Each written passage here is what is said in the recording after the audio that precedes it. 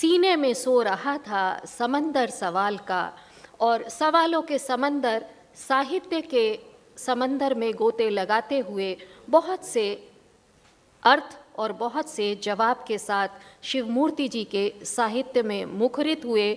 आज लखनऊ की सरजमी पर जहाँ श्रीलाल शुक्ल जी ने अपना साहित्य सृजन किया, श्रीलाल शुक्ल स्मृति इफ़को सम्मान से सम्मानित किया जा रहा है शिवमूर्ति जी को। अद्भुत पल।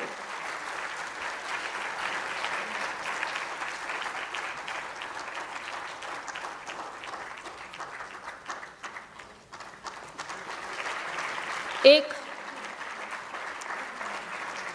सौभाग्य का क्षण, राग दरबारी से लेकर विश्रामपुर का संत, और कितनी शहरों में कितनी बार बेघर दौड़ और सुखम दुखम की ममता कालिया, और कसाई बाड़ा, त्रिशूल, तर्पण, केशर कस्तूरी और तिरिया चरित्र के शिवमूर्ति जी, ये मंच आज कितना समृद्ध है, इसकी कल्पना ही हम लोग कर सकते हैं, लेकिन ये कल्पना साकार हो गई है।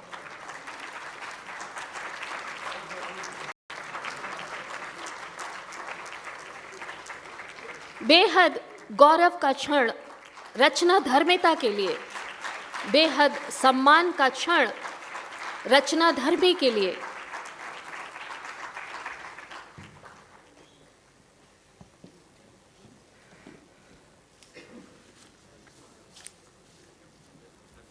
सभी हमारे अतिथियों का बहुत बहुत धन्यवाद कि उन्होंने शिवमूर्ति जी को इस इफ़को साहित्य सम्मान से सम्मानित किया।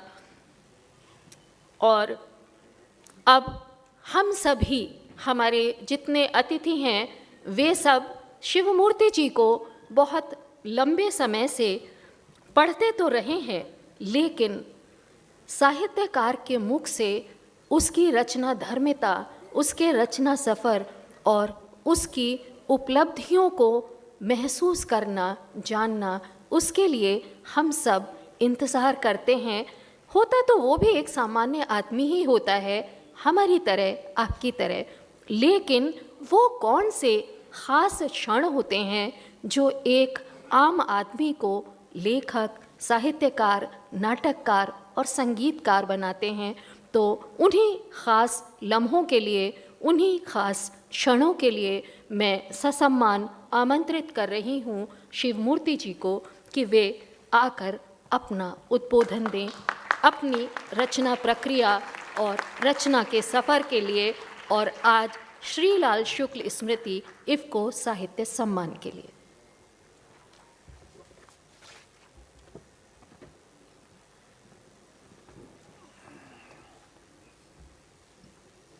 धन्यवाद। नमस्कार सभी मित्रों को, डैश पर बैठे हुए और सामने बैठे हुए।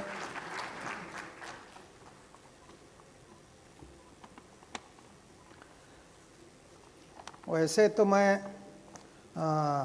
पर्चा लेकर पढ़ने का कभी आदी नहीं रहा, लेकिन उस तरह बोलते हुए बहक जाना स्वाभाविक होता है, और लोगों ने कहा कि आज बहकने का दिन नहीं है, तो मैंने 2 शब्द लिख लिए हैं, उसी का पाठ करूँगा। हाँ। मंच पर आसीन दुनिया की सबसे नंबर 1 सहकारी संस्था के अध्यक्ष श्री दिलीप सिंघानी जी और उसके प्रबंध निर्देशक डॉक्टर उदय शंकर अवस्थी जी, आदरणीय ममता कालिया जी, डॉक्टर जयप्रकाश करदम जी, इफ़को निर्देशक मंडल के सभी सदस्यगण, मेरे गांव से, मेरे पड़ोस से बड़ी संख्या में इस आयोजन के लिए इतनी ठंड में सवेरे सवेरे चलकर उपस्थित हुए हमारे सारे शुभचिंतक गण,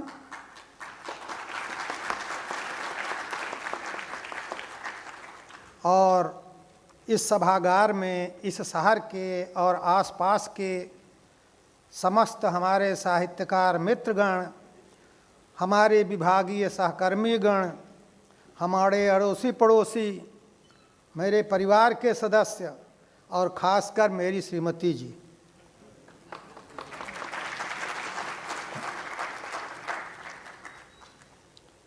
बहुत सारे मेरे प्रेरणा स्रोत जो हमारी कहानियों के उत्स होते हैं, रचनाओं के उत्स होते हैं, उनके मॉडल वही भी यहाँ आए हैं। उन सब का स्वागत करता हूँ। हमारे गांव के चौधरी साहब आए हैं, सोनू जी आए हैं, रामकरण जी आए हैं, और इस तरह हमारे पड़ोसी जो खुद भी उम्र उनकी 20-22 साल है, राकेश जी, जो खुद भी फिल्में बनाते हैं, अभिनय करते हैं, वो भी इतनी दूर से चल कर के आए हैं। हमारे सुल्तानपुर शहर से बहुत सारे मित्र आए हैं। उन सब का मैं इस मंच पर स्वागत करता हूँ। वह सारे लोग आज के इस अवसर पर हमें बधाई देने के लिए, इस आयोजन में शामिल होने के लिए आए। मैं उन सब का आभारी हूँ, उनका स्वागत करता हूँ। जहाँ तक धन्यवाद ज्ञापन का प्रश्न है, सबसे पहले मैं धन्यवाद देता हूँ किसानों की प्राणों से प्यारी यूरिया खाद बनाने वाली संस्था इफ़को को, जिसके द्वारा साहित्य के क्षेत्र में किसानी जीवन को, गांव के जीवन को प्रमुखता से लिखे जाने वाले साहित्य को पुरस्कृत करने की बात उन सबके मस्तिष्क में आई, और उसके साथ ही यह पुरस्कार इसी शहर के श्रीलाल शुक्ल जी के नाम से संचालित हो रहा है। यह इसी शहर में इस वर्ष हो रहा है, जो हमारी खुशी को दुगुना कर रहा है।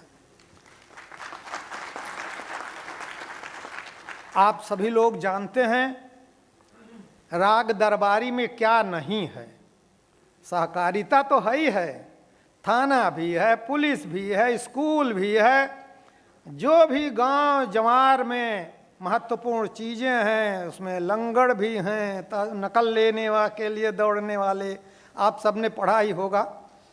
तो जैसे कहते हैं कि जो चीज़ महाभारत में नहीं है वो और कहीं नहीं है, वैसे ही ग्रामीण क्षेत्र की चीज़ों के लिए हम कह सकते हैं कि जो चीज़ राग दरबारी में नहीं होगी वो कहीं नहीं होगी। तो ऐसे शहर में पुरस्कृत होना और श्रीलाल जी के नाम से पुरस्कृत होना, ये अपने आप में मेरी खुशी को कई गुना बढ़ा देती है। फिर मैं धन्यवाद दूंगा इस चयन समिति का, इनकी अध्यक्ष वरिष्ठ कथाकार चित्रा मुदगल जी का, और करदम सहित अन्य उन सारे सदस्यों का जिनका नाम अभी आप लोगों ने सुना, और जिन्होंने मेरा चयन किया। तो मैं समझता हूँ कैसे मेरा चयन हुआ। मेरी नज़र में मेरे कथाकार मित्र हैं देवेंद्र, वह कहते हैं कि खुद को कठोरता से और दूसरों को उदारता से परखिए। मैं मानता हूं कि इसी उदारता का परिणाम है कि मेरा चयन हुआ, अन्यथा मेरी लिखी हुई सामग्री तो बहुत कम है, बहुत ही कम है।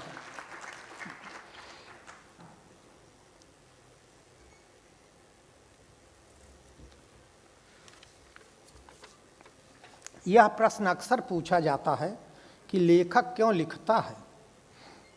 बाबा तुलसीदास कहते हैं कि स्वांतः सुखाय तुलसी रघुनाथ गाथा। स्वांतः सुखाय तो है, लेकिन वो समाज से जुड़ता भी है, तभी वह सबके हित की बात उसमें निहित हो पाती है। तो स्वांतः सुखाय के साथ साथ सुरसर सम सबकर हित होई भी साहित्य में शामिल रहता है। तो फिर ये प्रश्न उठता है कि वो क्या लिखा जाए कि सुरसर सम सबकर हित होई। तो मेरे विचार से एक महाभारत में कथा आती है महाराजा रंतदेव की। राजा रंतदेव के राज्य में एक बार भीषण अकाल पड़ा, प्रजा भूखों मरने लगी। तो राजा ने अपना खजाना खोल दिया कि किसी तरह प्रजा के प्राण बच जाएं। प्रजा पालन की उनकी प्रतिबद्धता को देखकर देवराज इंद्र प्रसन्न हो गए। देवराज इंद्र जल्दी प्रसन्न नहीं होते, वो तो सशंकित ही होते हैं, लेकिन इस मामले में प्रसन्न हो गए और राजा रंतदेव के सामने प्रकट होकर कहा कि प्रजा पालन से अर्जित पुण्य के फलस्वरूप आप स्वर्ग में चलिए और अनंत काल तक सुख भोग करिए, क्योंकि अब आप इसके अधिकारी हो गए हैं और मैं आपको लेने आया हूँ। रंतदेव ने जो कहा वह ध्यान देने लायक है। उन्होंने कहा, न तो हम कामये राज्यम न स्वर्गम न पुनर्भवम कामये दुख तप्तानाम प्राणिनाम आर्तनाशनम। मुझे स्वर्ग की कामना नहीं है, मुझे स्वर्ग नहीं चाहिए, न राज्य चाहिए। मैं चाहता हूं कि दुख से संतप्त प्राणियों के दुखों का नाश हो। लोक मंगल की यही कामना एक लेखक के लेखन का भी उद्देश्य होना चाहिए। उसके लेखन का सरोकार होना चाहिए। मैं जिस समाज में पैदा हुआ, जिस भूभाग में पैदा हुआ, उसी का सुख दुख मेरा भी सुख दुख है। मेरा सारा लेखन गांव, गरीब, किसान, मजदूर, वंचित, दलित, पीड़ित और स्त्री मुक्ति पर केंद्रित है। मैं भी अपने लेखन का उद्देश्य हर प्रकार के शोषण, दमन, अन्याय, अत्याचार, असमानता, गरीबी, अशिक्षा, कुपोषण, अभाव, अंधविश्वास, आडंबर, छल, पाखंड, भय और उत्पीड़न से मुक्त की राह तलाशने को मानता हूँ। इनके खात्मे की जमीन तैयार करना अपने लेखन का सरोकार मानता हूँ। बहुत प्रसिद्ध पंक्ति है, सबने सुना है सिख धर्म में, कि जो लड़े दीन के हेत सूरा सोई। अपने लिए तो दुनिया लड़ती है, अपने राज्य के लिए तो सारे राजे महाराजे लड़ते रहे हैं। जो लड़े दीन के हेत, जो गरीब के पक्ष में खड़ा होकर लड़ता है, वास्तव में वही वीर कहे जाने लायक है। तो इसी तर्ज पर मेरा कहना है कि जो गरीब, दुखियारे, पीड़ित के पक्ष में लिखता है, वही वास्तविक लेखक कहलाने लायक है। जब मेरी रचनाओं में खेत, खलिहान, गाय, बैल, फौजदारी, मुकदमेबाजी, वर्ण संघर्ष, फर्जी इनकाउंटर जैसे प्रसंग आते हैं, तो ऐसा केवल मेरी मर्जी या मेरे चुनाव से नहीं होता। समाज ने जिन अनुभवों को प्राथमिकता देकर मेरे अंतःकरण में संजोया है, स्मृति का दरवाज़ा खुलते ही उन्हीं की भीड़ निकलकर कागज के पन्नों पर फैल जाती है। मैं चाहूं भी तो मेरे साहित्य में 5 सितारा होटल की जिंदगी नहीं आ सकती। किसी किटी पार्टी का वर्णन करने में मैं असमर्थ हूँ।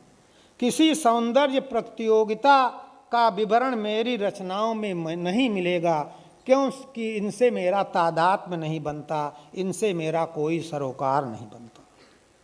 इसी तरह मेरा जेनुइन पाठक वही होगा जो इस दुनिया को और बेहतर बनाने का सपना पालता होगा, जो असमानता और अन्याय की यथास्थिति को बनाए रखने का पक्षधर होगा। वह मेरा पाठक नहीं हो सकता। लेखक जिस समाज की उपज होता है, उसी समाज के सौंदर्य के प्रतिमान लेखक के प्रतिमान भी बनते हैं। मुझे करीने से कटी हेज और फूलों से सुसज्जित पार्क बहुत अच्छा लगता है, लेकिन उससे भी ज़्यादा अच्छा लगता है और आत्मीय लगता है बेतरतीब उगा हुआ जंगल। मुझे पट्टे में बंधा लाल जीभ लटकाए जर्मन शेफर्ड बहुत अच्छा लगता है, लेकिन उससे भी ज़्यादा प्यारा और आत्मीय मुझे अपने टोले का देसी कुत्ता लगता है।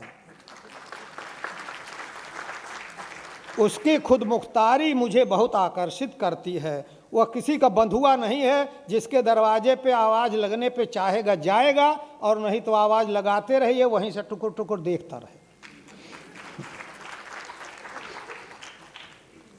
मुझे गुलाब का फूल सुंदर लगता है, लेकिन मटर का फूल, चने का फूल, अरहर का फूल, सनई का फूल और निचाट ऊसर में अकेले खिला हुआ भटकटैया का बैगनी फूल भी बहुत अच्छा लगता है। उस फूल को परवाह नहीं रहती कि कौन मुझे देख रहा है, पसंद कर रहा है या नहीं कर रहा है। ऊसर की गर्म हवा को झेलते हुए मुस्कुराता रहता है, जितनी भी उसकी 4 दिन की जिंदगी रहती। ढाक का जंगल जब फागुन में महीने में फूल कर लाल हो जाता है और लगता है कि पूरे जंगल में आग लगी हुई है, तो उससे सुंदर दृश्य मुझे और किसी जगह के किसी उपवन का नहीं लगता है। मुझे बड़े बड़े दानों वाली सफ़ेद चीनी बहुत अच्छी लगती है, लेकिन उससे भी ज़्यादा अच्छे यूरिया के सफ़ेद झिलमिलाते दाने लगते हैं।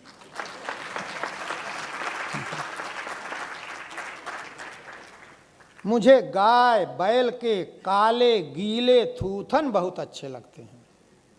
उनकी आँखें किसी मृगनयनी की आँखों से ज़्यादा पानीदार लगती हैं। मुझे पहनाई हुई गाय का थन बहुत सुंदर लगता है। मुझे जवान बछड़े का गुलाबी अंडकोश बहुत लुभाता है। मेरे लेखन में यूरिया खाद बार बार आती है, क्योंकि सन 64-65 से 73-74 तक के ज़माने में जब मैं अपने घर का खुद मुख्तार था और खुद खेती बाड़ी अपनी संभालता था, तो 10 किलोमीटर दूर से यूरिया की बोरी साइकिल के फ्रेम के बीच में डालकर लाता रहा हूँ। इसी तरह गाय बैल बार बार मेरे लेखन में आते हैं, क्योंकि मकरा नाम के एक देसी बैल ने मुझे हल जोतना सिखाया था। कथाक्रम के अपने सम्मान के अवसर पर भी अपने मकरे को मैंने याद किया था। आप कहेंगे कि बैल कैसे आदमी को हल जोतना सिखा सकता है, लेकिन यह सच है। जब मैं बहुत छोटा था, उम्र में भी और कद में भी दर्जा 7 में पहुंचा था, तभी मेरे पिताजी साधु हो गए थे और घर छोड़कर चले जाते थे तो बहुत बाद में लौटते थे, कभी महीनों में लौटते थे, तो घर का सारा खेती बाड़ी का काम मुझे ही संभालना पड़ता था। तो घर में अकेला पुरुष होने के नाते तब हल जोतने का काम भी मेरे मत्थे पर रहता था। मैंने कभी हल की मुठिया पकड़ी नहीं थी। माँ खेत में बैलों को ले जाकर हल नधवा देती थी। मकरा जोड़ी में दाहिने चलता था, वही तय करता था कि कहाँ तक सीधे चलना है और कहाँ मुड़ना है।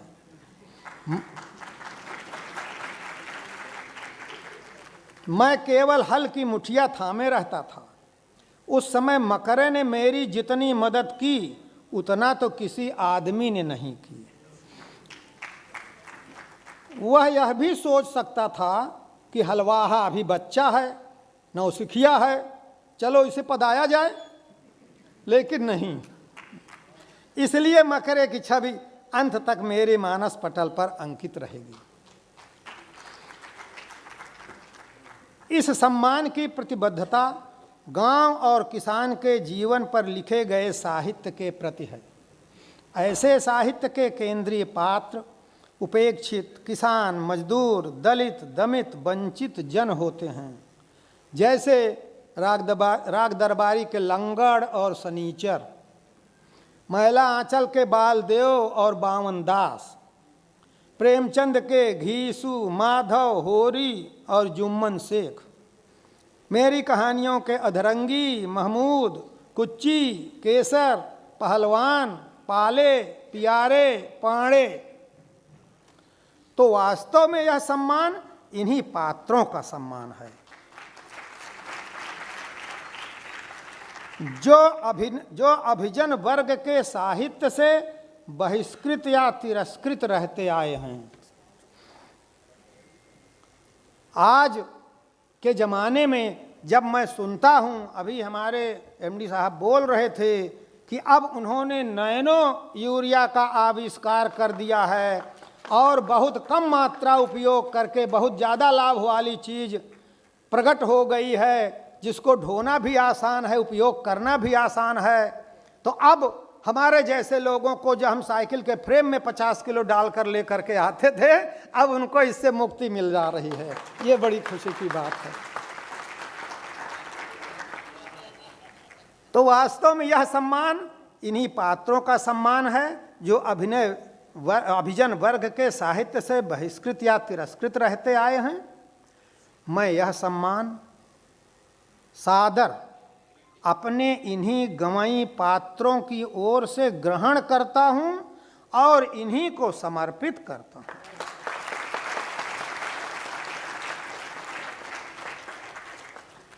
आपने मुझे धैर्य से सुना, इसके लिए आप सभी का बहुत बहुत आभार।